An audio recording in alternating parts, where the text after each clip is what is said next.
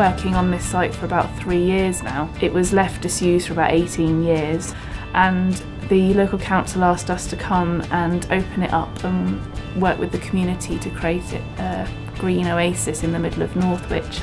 Groundwork got the funds to be able to take over the site and make it a secure site for a community garden. The site itself, before Grozone, was completely overgrown. We were picking up glass and rubbish and needles, and to look at it today, it's a completely different site. All of the change that you see on site now has been created just with volunteers, and they've done an amazing job. It's going to be made by them and in the long term for them. Initially we worked with an intergenerational group, and they worked together to create the design for the garden. I used to come down on a Thursday with school and do a bit of volunteering.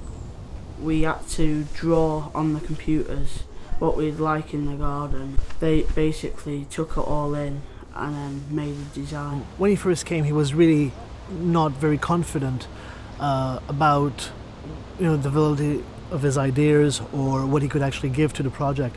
But really quickly we found that he would be a key member of the team, interacting with people of all ages and more being taken out of his comfort zone, but achieving and being successful at every level. After I had my stroke, I the very old disability service contacted me, and I said to them that I wanted to do some kind of volunteer work as soon as I was able, Then 3 months later, recommended this place, so I came along one day, and ever since then, I've been coming most Wednesdays and Saturdays. And he's also been taking up mosaic stuff at home, haven't you? I took it up, I got a small kit, and then I progressed, did a few for a friend's wedding, and unbelievable, he's now got his niece involved. Yeah. And she's got her own little kit. Niece comes to visit, weekends, and she always has her own little board and her own drawing. She helps us with putting on different coloured tiles and stuff. Yeah, it's helped me with me manipulation of my hands and me balance and coordination throughout, I'm doing more and more things now than before.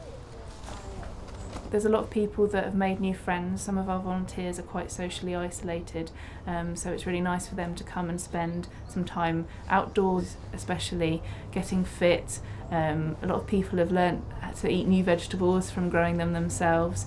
We've done quite a lot of training courses. Some of them are sort of quite informal, like hedge laying, country crafts, hurdle making.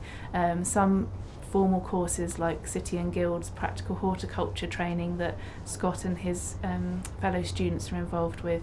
And we also do sort of vocational qualifications in things like tool maintenance. I've been working with the holly. Well, I've been outside in the garden, I've been doing a bit of digging and a bit of sorting out the borders along the side there.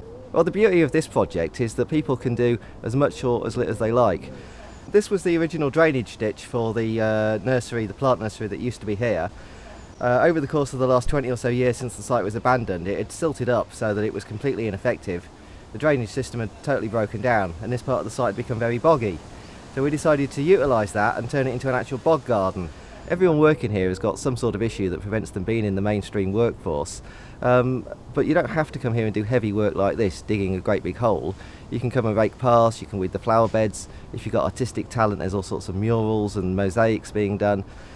I've been able to enjoy doing this because I've been able to put a lot of physical effort into doing it. I've got some mental issues that involve quite violent mood swings, but I've been able to kind of get on with it on my own, and then lately I've had other people such as Clarence coming to give me a hand, and it's helping me kind of reintegrate working with other people in a kind of cooperative way to achieve a goal. So I think that will help me ultimately get back into the workforce myself.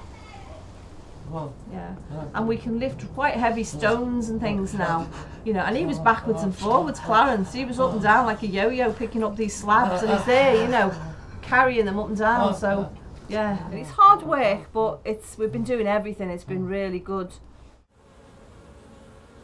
When I first met Beth, I was very depressed and isolated, and I just found through gardening my confidence somehow grew. It was really strange. I never thought it'd be something I'd get into, but through the Grozone project I've achieved quite a few qualifications as well, in organic food growing, composting, beekeeping. I went on a special beekeeping course. We did theory, and then we actually got the hives and got hands-on experience. It can be scary sometimes when they get a bit angry, but it's also quite fascinating, you know, and an unusual skill to learn, I suppose. We get a lot of people who've got a diagnosis of anxiety and depression, and have probably been out of work through that, and are often quite isolated. They haven't been doing anything for quite some time, and often avoiding people. Getting introduced here, I've seen people, well, they've got a reason to get up, they've got a reason to get out, and their contributions here are really valued. I came from a women's group, first of all, and it folded. So we got an opportunity to come to Grozone. When you first came, you were quite nervous Rocky. and shy, weren't you? She was quite shy when she first came. But now you kind of choose your own tasks, don't you? And you're quite Yes. happy to go off and initiate tasks. Yes, I and, know what to do. And you're actually just leading do it. other volunteers now, aren't you? Sort of, yeah. I'm you are. bossy. I've done everything in the past, and then it came to a full stop. So coming down here has brought everything back to me. And also growing flowers from seed for us at home and bringing them down here, so it's brilliant. Yeah, I really did good. about 40 pots one day, so that's I wouldn't do that otherwise. That's what this Grozone's done to me. It's got me thinking of what I used to do, and it's all come back to me. Through that, meeting other like-minded people who are really down to earth, I just formed special bonds with people, and we then it went on to create our own conservation group, and we've been going around the local community finding areas where we can improve the environment or make it into a useful place. It was just like wonderful watching something grow, you know, the power of nature and all that. So I would say that I'm a completely different person now to what I was 12 months ago. I was very withdrawn, depressed, very negative thinker, and now people have described me as being very enthusiastic and confident, and I've discovered that I can be a leader, which I didn't know, so it has completely transformed my life. Yeah. Once we started having success with Scott in the Grozone project, it was really easy then to convince him to try other things, and helping him become successful in other areas of his life.